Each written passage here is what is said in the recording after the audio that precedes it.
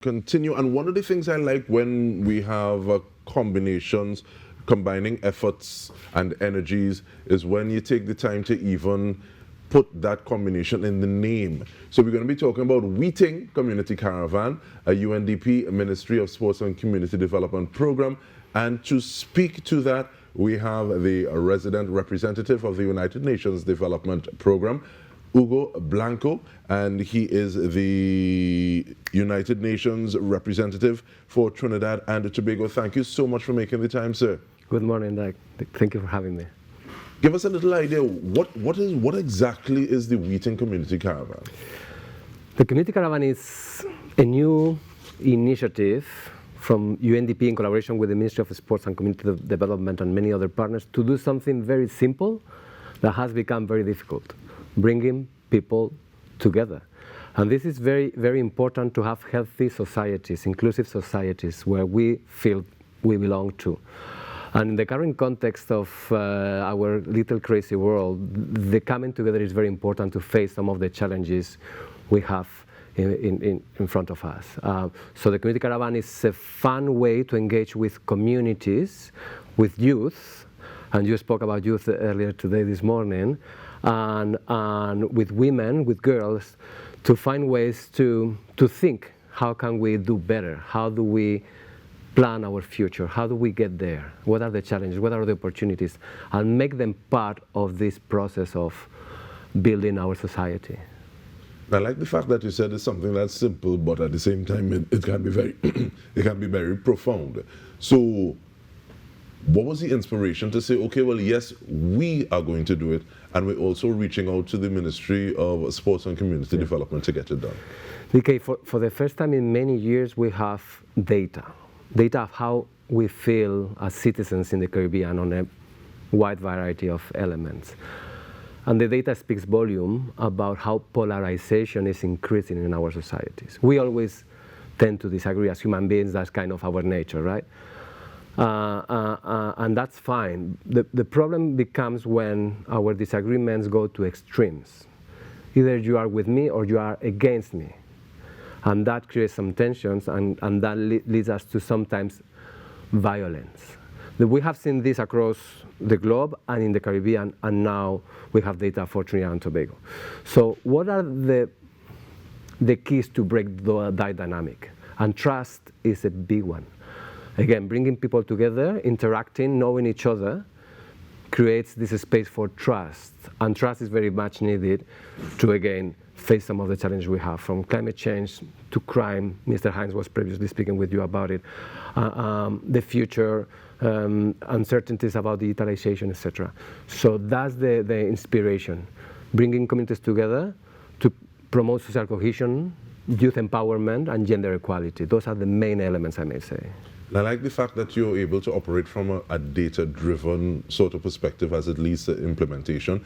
So answer the person who says, you're talking about youth, you're talking about gender.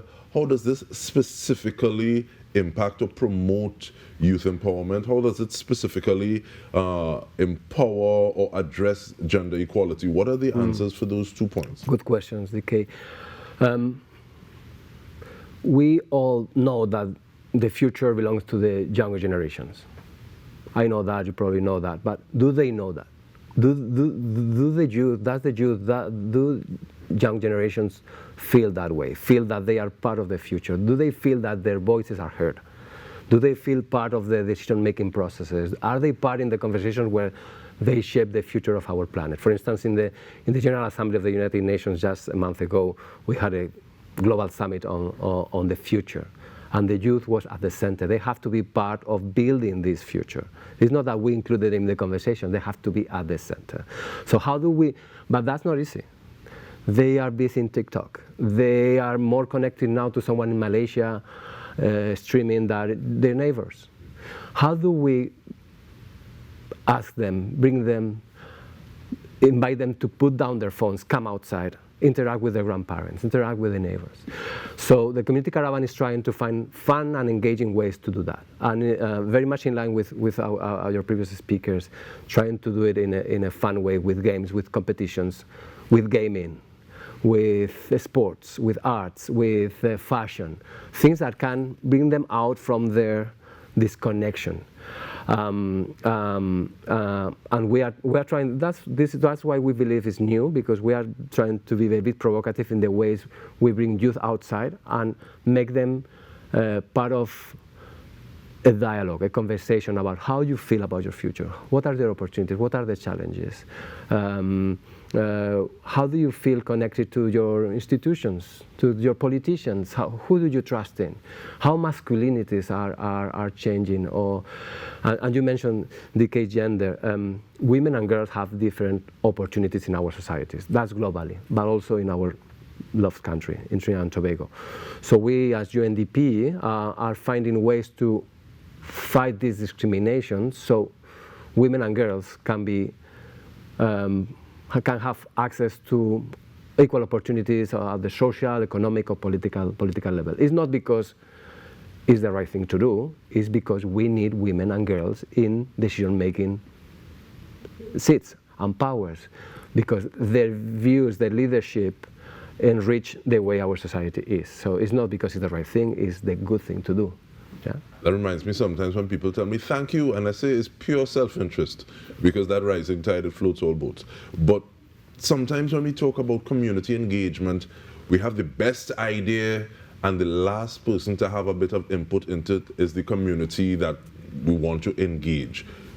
How do you move that and that position from the periphery or the last person to know and to be involved in this level of engagement more to the center of a project like this? That's very right. So the Community Caravan is a community initiative for the community, by the community, in the community. What UNDP, United Nations, is doing is working with grassroots organizations that are already working, doing amazing work. And there are so many good organizations, civil society organizations, NGOs, working in the communities. What we are trying to do is working with them and share a little bit of the methodology, some of the do's and don'ts, some of the things we see in other countries. That's what UN brings in a sophisticated country like Trinidad and Tobago. The experience from other countries, expertise, knowledge.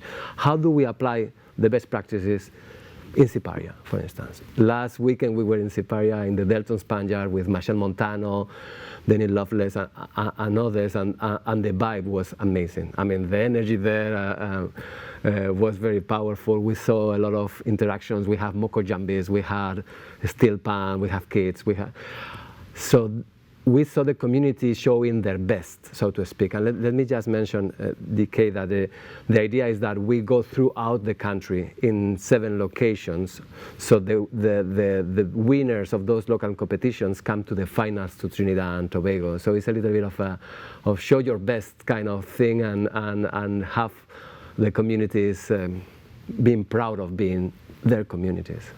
And I see, for more information, you can email undpinfo.tt@undp.org. You spoke about Siparia. We're looking at Arima, Diego Martin, Mayaro, Point Lisa, Chagonas, Tobago, East and West, and Port of Spain.